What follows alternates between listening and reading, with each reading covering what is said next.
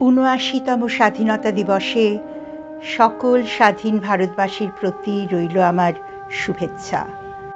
আজ আমরা সবাই অঙ্গীকার করি এক সুস্থ ও শান্তিপূর্ণ ভারত গড়ার। বঙ্কিমচন্দ্র চট্টোপাধ্যায়ের আনন্দমঠের সেই বিখ্যাত গান বা কবিতা, বন্দে মাতরম সুজলাং সুফলাং মলয়জ শীতলম শস্য শ্যামলম মাতরম বন্দে মাতরম। শুভ্র জ্যোৎস্না পুলকিত ইয়ামিনীম ফুল্লকুসুমিত দ্রুমদল শোভিনীম সুহাসিনীং সুমধুর ভাসিনীম সুখদাং বরদাং মাতরম বন্দে মাতরম। সপ্তকোটিকণ্ঠ কলকল নিনাদ कराले দ্বিসপ্তকোটি ভুজৈর্ধৃত খর করওয়ালে। অবলা কেন মা এত বলে? বাহুবল ধারিণীম নমামি তারিণীম রিপুদল বারিণীম মাতরম বন্দে মাতরম। তুমি বিদ্যা, তুমি ধর্ম, তুমি হৃদি, তুমি মর্ম, ত্বং হি প্রাণাঃ শরীরে। বাহুতে তুমি মা শক্তি, হৃদয়ে তুমি মা ভক্তি। তোমারই প্রতিমা গড়ি মন্দিরে মন্দিরে। ত্বং হি দুর্গা দশ প্রহরণ ধারিণী কমলা কমলদল বিহারিণী বাণী বিদ্যাদায়িনী। নমামি ত্বং নমামি কমলম অমলম অতুলম সুখদাং বরদাং মাতরম বন্দে মাতরম। শ্যামলং সরলং সুস্মিতং ভূষিতং ধরণীম হরণীম মাতরম বন্দে মাতরম বন্দে মাতরম বন্দে মাতরম। স্বাধীনতা, স্বপ্নভঙ্গ ও নতুন স্বপ্ন।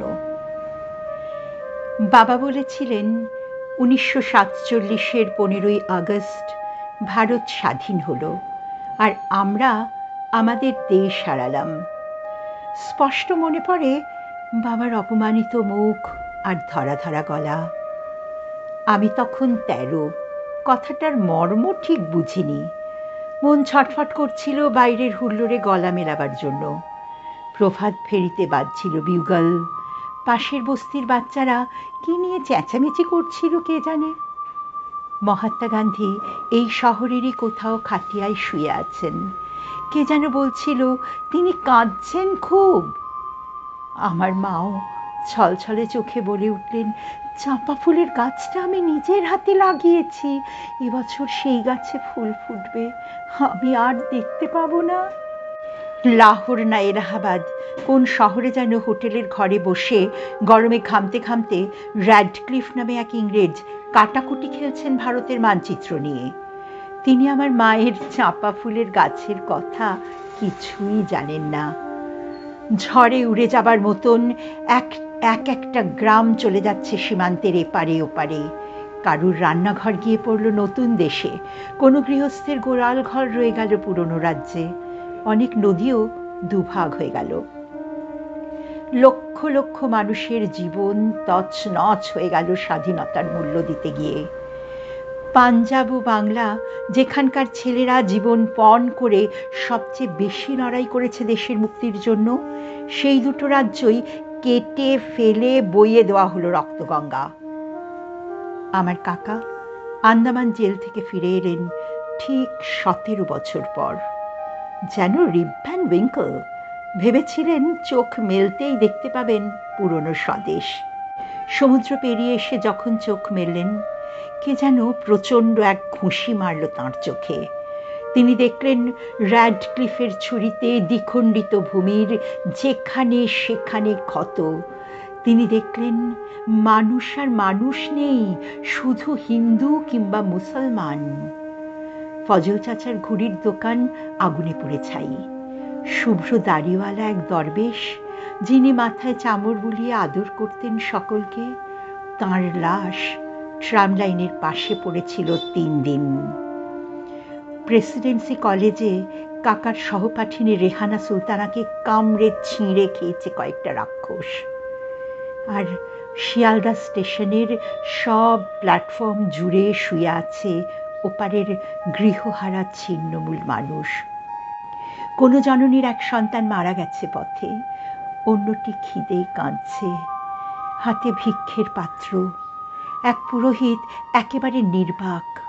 শ্যামলী নামের ধর্ষিতা মেয়েটির রক্তস্রাব বন্ধ হচ্ছে না কিছুতেই। সেই সব পরিবারের মাঝখানে দাঁড়িয়ে আন্দামান ফেরত বিপ্লবীটি প্রত্যক্ষ করেন স্বাধীনতার স্বরূপ। এক বৃদ্ধ চিৎকার করে উঠল, শুয়োরের বাচ্চা গান্ধীটা মেনে নিল দেশভাগ? তার পেয়ারের জওহরলালকে কিছুতেই বোঝাতে পারল না। আজ যদি সুভাষ বোস থাকতেন এখানে, সেই চিৎকারের প্রতিধ্বনি যেন পৌঁছে গেল দিল্লিতে। এক মহারাষ্ট্রীয় যুবকের হাতে প্রার্থনা সভায় খুন হলেন গান্ধীজি। 17 বছর আগে আমার কাকা ছিলেন এক বলিষ্ঠ ডাকাবুকো যুবক। ধরা পড়ার আগে 1.5 বছর পলাতক। তখনও রোজ ভালো করে খাওয়া জুটত না। আন্দামান জেলে নর্থ ওয়েস্ট ফ্রন্টিয়ারের কয়েকজন গার্ড প্রায়ই তাঁকে মাটিতে চেপে ধরে যৌন বলাৎকার করত। অত্যাচারের ভাষা ছাড়া তারা আর কোনো ভাষাই জানে না। কাকা যখন ফিরে এলেন, তখন সেই সুপুরুষটিকে আর চেনা যায় না, যেন এক দেশপ্রেমিকের প্রেতচ্ছায়া। ওকে একদিন ভালো করে খাওয়াবার জন্য ব্যবস্থা হলো। একটা বড় কাঁসার থালায় সুন্দর করে সাজিয়ে দেওয়া হলো ভাত, আর কয়েকটা বাটিতে সোনা মুগ ডাল, ঝিঙে পোস্ত, ভাপা ইলিশ আর গলদা চিংড়ি। মাটিতে পেতে দেওয়া হলো আসন। সেই আসনে বসে বেশ কিছুক্ষণ চুপ করে রইলেন কাকা। তাঁর চোখ দিয়ে গড়িয়ে পড়তে লাগলো জল। একটু পরেই ভাতের থালাটি ঠেলে সরিয়ে উঠে পড়লেন। আর কোনোদিন তিনি নিরামিষ ছাড়া কিছুই খাননি। কয়েক মাস পরেই তিনি চলে গেলেন তাঁর জেলসঙ্গী উল্লাসকর দত্তের কাছে। ওরা দুজন মুখোমুখি চুপ করে বসে থাকতেন, যেন সব কথা ফুরিয়ে গেছে। জন্ম থেকেই স্বাধীনতা নামের শিশুটি বিকলাঙ্গ, তবু তাকে বাঁচিয়ে রাখার চেষ্টা হয়েছে অনেক যত্নে। তার গায়ে বারবার বদলে বদলে যে জামাটি পরানো হয়েছে, তার নাম গণতন্ত্র। পাশের নতুন দেশটি কিন্তু সে পোশাকের তোয়াক্কা করেনি। বারবার খুনি এবং সামরিক শাসনে তার রক্তাক্ত ও পরিত্যক্ত হয়েছে। তারপর তো একসময় ভেঙে 2 টুকরোই হয়ে গেল। এই পুরনো দেশটা কিন্তু ভাঙল না। যদিও সীমান্তে ও পাহাড়ে মাঝে মাঝে বন্দুক গর্জায়, মাথার কাছে কাশ্মীর নিয়ে লাগাতার মাথা ব্যথা, তবুও ভাঙল না। অনেক ফুটো ফাটা ও তাপ্পি মারা হলেও সেই আলখাল্লাটাও গায়ে ঠিকই জড়ানো আছে। মানুষের বয়স আর দেশের বয়স তো এক নয়। 60 বছরেও এ দেশ সবেমাত্র কৈশোরে পা দিয়েছে। হাত পাগুলো ঠিকঠাক হয়েছে, কথা ফুটেছে মুখে, খেলাধুলো খুব একটা পারে না, কিন্তু গান টান গায় বেশ। তবে একদিন চাঁদের দিকে একটা রকেট ছুঁড়ে দেবে। মৃত্যুর আগে বাবা বারবার বলেছিলেন কাতরভাবে, আমি বাড়ি যাব, আমাকে একবার বাড়িতে নিয়ে চলো। আমরা তা পারিনি। বাড়ি মানে জন্মস্থান, তা কবে মিলিয়ে গেছে অন্য দেশে। বাবা শেষ পর্যন্ত এ দেশকে নিজের দেশ বলে ভাবতে পারেননি। আমার ছেলের কাছে ওই সব গল্প কথা আর পুরনো ইতিহাসের কোনো মূল্য নেই। মানুষ ইতিহাস নিয়ে বাঁচে না, বর্তমান নিয়ে বাঁচে। বাবা কাকারা সব মিলিয়ে গেছেন অতীতে। আমাদের মনে স্মৃতির দুঃখ বিলাস ফিরে আসে মাঝে মাঝে। আমাদের সন্তান সন্ততিরা এই পুরনো দেশটাকেই নতুনভাবে গড়তে চাইছে। মাঝে মাঝে স্বপ্ন দেখি সাহেবরা আবার ফিরে আসছে, এবারে আর অস্ত্র নিয়ে নয়, চাকরি চাইতে। একটি আন্তর্জাতিক এলিট স্কুল খোলা হয়েছে আমাদের রাজধানীতে।